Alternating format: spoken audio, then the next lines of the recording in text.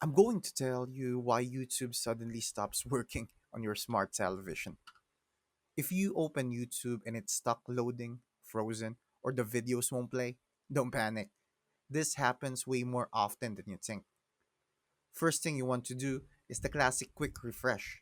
Grab your remote, hold the power button for about 5 to 10 seconds until the TV fully shuts down, then turn it back on. This forces a soft reset and clears temporary glitches. Next, check your internet connection by going to your TV's network settings. If you're connected through Wi Fi, try forgetting the network and reconnecting. Or switch to a 5 GHz band if your router has one.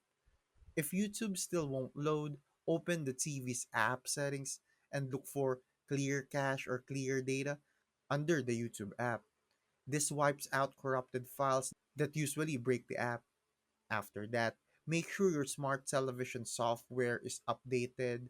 Just go to settings, support, and then software update and install anything available because outdated firmware is one of the most common reasons streaming apps stop working. If it's still acting up, unplug your router for 10 seconds, plug it back in, wait for it to fully reboot. Then try YouTube again. If your TV has an option to reinstall the YouTube app, go ahead and do that too.